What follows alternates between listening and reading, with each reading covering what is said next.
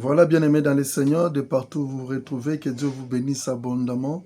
Nous sommes dans la joie, une fois de plus, de nous retrouver au-devant de vous pour partager quelque chose de très important qui va permettre à ce que chacun de nous, chaque ministère, chaque grâce puisse encore exceller et faire la différence sur cette terre.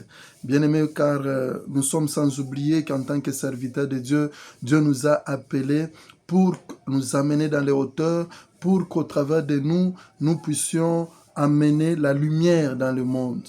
Et pour que nous puissions être cette lumière, il y a quelque chose de très capital qui doit nous caractériser, nous, en tant que serviteurs de Dieu. Voilà pourquoi ce matin, nous allons parler de quelque chose de très important qui est l'intimité avec Dieu.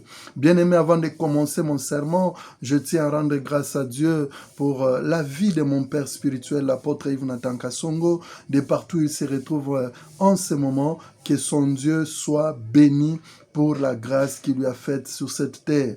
Bien-aimé dans le Seigneur aussi, je rends grâce à Dieu pour le bureau de celui qui arrose, de partout où se retrouvent les membres du bureau, pour tout le travail efficace et bien grand que vous êtes en train d'accomplir, que Dieu puisse encore vous arroser puissamment. Bien-aimé, je dis encore merci à Dieu pour la vie de toutes les grâces qui nous ont bénis depuis le mois de janvier jusqu'à maintenant. Que Dieu vous arrose encore davantage. Bien-aimés, voilà, nous allons prier avant de commencer notre sermon de ce matin. Éternel Dieu de grâce, merci pour tout ce que tu accomplis et tu réalises dans nos vies. Nous recommandons ce bon moment de ta parole entre tes mains. Nous voulons que tu parles parce que c'est toi qui parles mieux. Édifie-nous, fortifie-nous, touche-nous au nom de Jésus. Amen. Bien-aimé, que Dieu nous bénisse abondamment. Nous allons lire un verset qui va nous aider à développer ce thème, qui va nous bénir ce matin pendant ces quelques minutes seulement. Nous sommes dans l'Évangile selon Jean, chapitre 17, au 21e verset. Nous lisons au nom de Jésus-Christ. Afin que tous soient un, comme toi, Père, tu es comme toi, Père, tu es en moi et comme je suis en toi, afin qu'eux aussi soient un en nous pour que le monde croie que tu m'as envoyé. Bien-aimé, c'est très important ce verset. C'est un verset qui va nous permettre pendant ces quelques minutes que nous puissions partager sur notre thème, l'intimité avec Dieu. Que Dieu nous bénisse. Bien-aimé, nous allons définir l'intimité.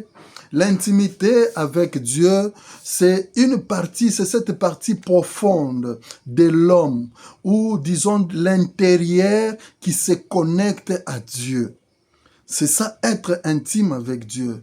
L'intimité avec Dieu, c'est l'intérieur qui fléchit et qui donne accès total au règne de Dieu dans nos vies. C'est cette union d'esprit et d'âme avec Dieu. C'est cette communion que nous avons avec Dieu. C'est ça l'intimité avec Dieu. Bien-aimés dans le Seigneur, ce matin, Dieu nous interpelle. Dieu est en train de nous interpeller, toi et moi, bien-aimés, parce que les rapports qui devaient nous caractériser avec lui, ça devait être un rapport d'intimité.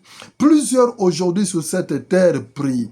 Ils servent Dieu. Ils font tout ce qu'il faut, même à l'église. Mais il y a quelque chose de précieux qui les manque, c'est l'intimité avec Dieu. Bien-aimé, l'intimité avec Dieu nous permettra de devenir comme Dieu, nous permettra de connaître les profondeurs de Dieu. Parce que plusieurs lisent même la parole de Dieu. Nous lisons la parole de Dieu, c'est pour connaître la pensée de Dieu. Mais dans l'intimité avec Dieu, nous connaissons le cœur de Dieu. Il y a une différence, bien-aimés. Dans la Bible, nous trouvons la pensée de Dieu par rapport à nous sur cette terre. Mais dans l'intimité avec lui, nous connaissons le cœur de Dieu. C'est très important, bien-aimés, dans le Seigneur. L'intimité avec Dieu nous protège, nous sécurise, nous garde, nous éloigne du mal et nous met au-devant de la scène, bien-aimé dans le Seigneur. L'intimité avec Dieu nous maintient dans les hauteurs. L'intimité avec Dieu nous amène dans la gloire de Dieu. Une personne qui est intime à Dieu, quel que soit le combat, quelle que soit l'humiliation, le projet de ténèbres contre lui, tant qu'il restera dans l'intimité avec Dieu, le diable ne pourra rien. La sorcellerie, le mal ne pourra rien sur lui parce qu'il est intime à Dieu. C'est très important. Nous voyons dans ce verset, c'est Jésus-Christ qui est en train de faire cette grande prière, bien-aimé dans le Seigneur. Il dit dans sa prière clairement, Père, toi qui es en moi. Donc, lui-même, Dieu, Jésus-Christ reconnaît que son Père avec lui, ils sont un. Parce que lui, il est dans le Père et le Père est en lui. Et il demande au-delà de tout, il dit, Père, permets à ce que eux aussi puissent être un avec nous. Qu'est-ce que nous voyons par là, bien-aimés? Nous voyons d'abord dans ces versets, Dieu est en train, Jésus-Christ lui-même, il nous montre qu'il y a des dimensions dans notre vie chrétienne. Il y a plusieurs dimensions, plusieurs, dimensions qui nous caractérisent, nous, en tant que serviteurs de Dieu, nous, en tant qu'enfants de Dieu. La première dimension, ici, nous voyons des disciples qui étaient avec Jésus, mais qui n'étaient pas d'abord un avec Dieu. J'aimerais que nous soyons clairs sur ce point-là. Parce que quand Jésus prie, il dit, comme toi tu es un avec moi, ma prière, la prière de Jésus, c'était que les disciples soient aussi un. C'est-à-dire dans cette dimension d'abord, il y a 3 dimensions que moi j'ai repérées pour arriver à l'intimité. La première des dimensions, c'est d'abord la relation. C'est-à-dire quand nous croyons en Jésus-Christ comme Seigneur et Sauveur, nous créons une relation de paternité, une relation avec Dieu. Nous reconnaissons sa Seigneurie, nous commençons une marche de relation avec lui. Et la deuxième dimension, c'est la communion maintenant avec lui. C'est ce que nous voyons même Adam et Ève. La Bible nous dit pendant qu'ils étaient dans le jardin d'Éden, ils communiaient avec Dieu. Dieu descendait de temps en temps et il était en communion avec eux. Il partageait avec lui. C'est-à-dire, ils étaient au-delà de la dimension relationnelle. Ils sont arrivés dans la dimension de communion. Ils partageaient avec Dieu. Ils échangeaient avec Dieu. Mais Dieu ne restait pas avec eux. Dieu s'est déplacé, il rentrait, il les laissait. Je sais qu'il est omniscient, omnipotent, omniprésent, il est chaque fois, mais la Bible nous démontre que Dieu communiait avec eux. Donc, la deuxième dimension que Dieu nous demande, ou bien qui doit nous amener dans cette intimité, nous voyons la communion avec Dieu. C'est très important, bien-aimé dans le Seigneur. Et la troisième dimension, en tant qu'enfant de Dieu, serviteur de Dieu, cette dimension qui fera que nos ministères, les grâces qui sont en nous, puissent nous amener dans les hauteurs, nous amener au premier plan, nous distinguer sur cette terre, c'est être maintenant dans la dimension d'intimité avec Dieu. C'est très important. Il y a plusieurs serviteurs de Dieu, plusieurs enfants de Dieu qui vont à l'église, mais qui n'ont qu'une relation, qui sont encore dans la dimension relationnelle avec Dieu. Mais jamais ils ont communié avec Dieu, jamais ils sont déjà devenus intimes avec Dieu. Plusieurs aussi, ils sont restés dans la dimension de communier. C'est-à-dire, quand ils ont besoin de Dieu, Seigneur, descends pour agir dans ma vie. Seigneur, viens, marche avec moi. Seigneur, fais des grandes choses. Donne-moi le mariage, donne-moi ceci. Nous sommes dans la dimension de communier. Parce que c'est une dimension qui nous permet d'échanger et d'avoir de Dieu. Mais Dieu ne nous attend pas dans cette dimension, bien-aimée.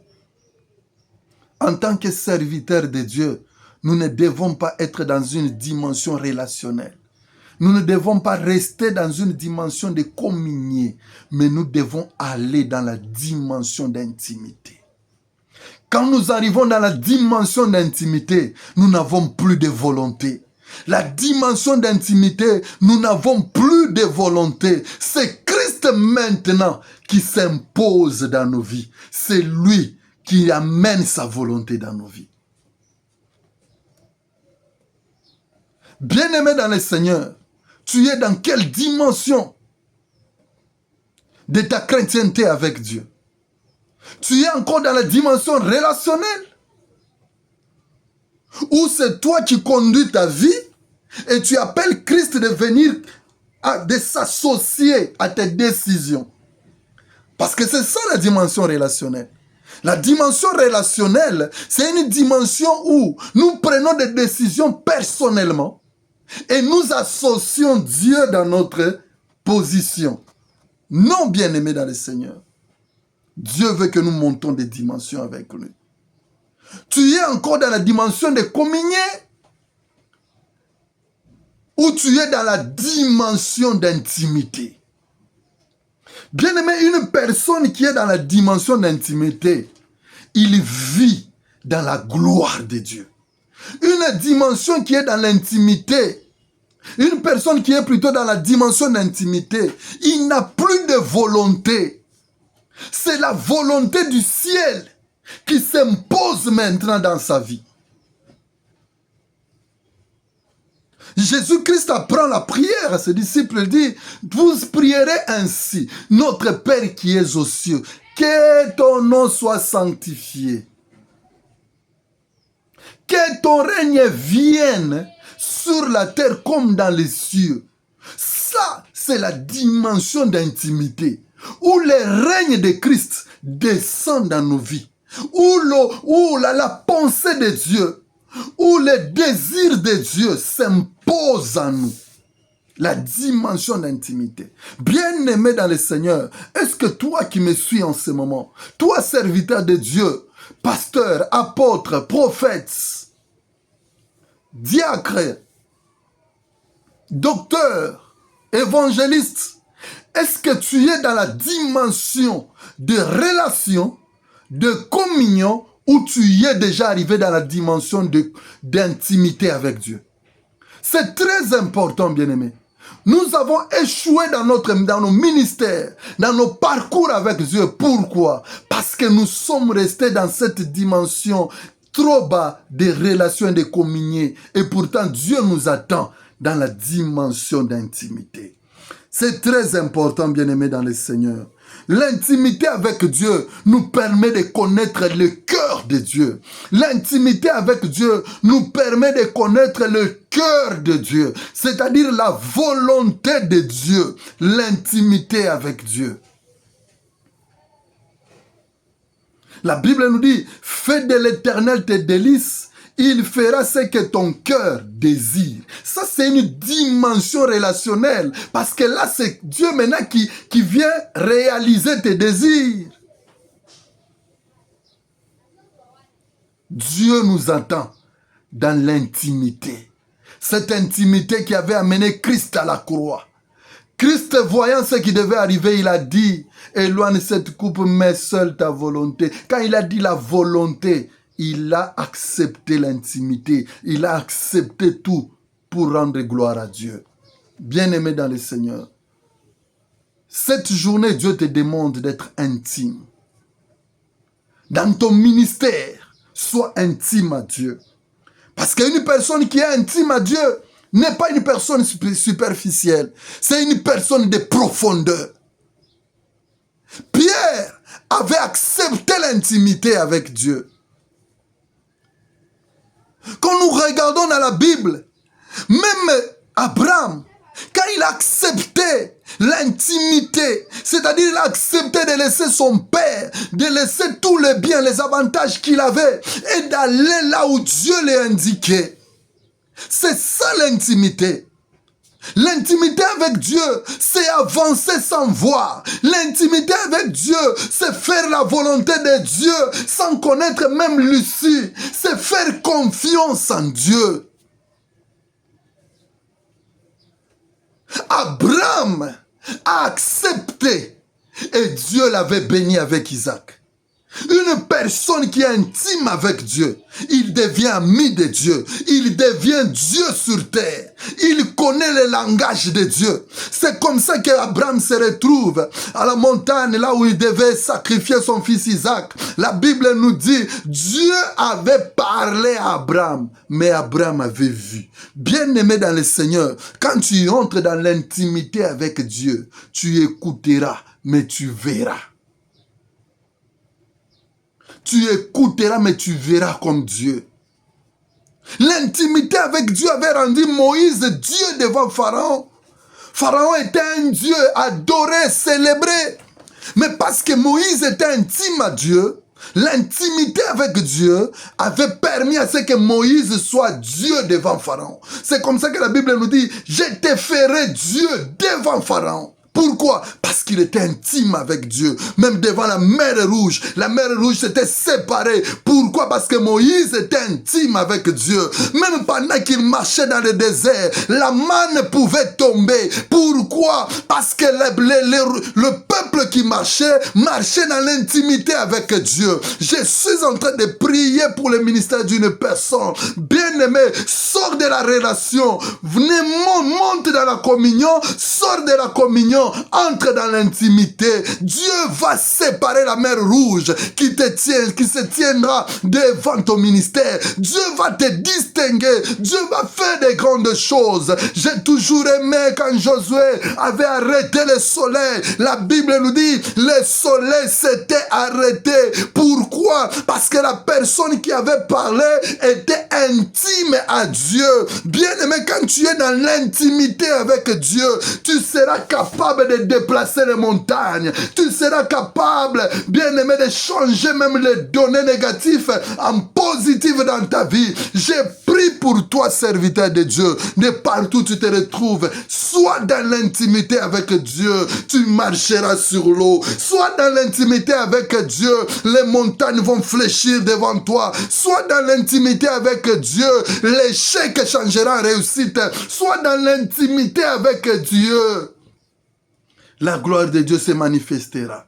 Bien-aimé dans le Seigneur, sois intime avec Dieu. C'est le peu que nous avons voulu partager avec vous. Que Dieu vous bénisse de partout. Ma prière pour toi, serviteur de Dieu, reste dans l'intimité. Rentre dans cette intimité que tu avais pendant que tu étais au début de ton ministère. Pendant que tu montais beaucoup dans des prières. Pendant que tu lisais beaucoup la Bible. Pendant que tu avais la passion des âmes. Ne sors pas de cette intimité pour avoir la passion de l'argent, l'amour du monde, parce que les gens t'acclament. Retourne dans l'intimité et Dieu te fera grâce. Que Dieu nous bénisse abondamment. Amen.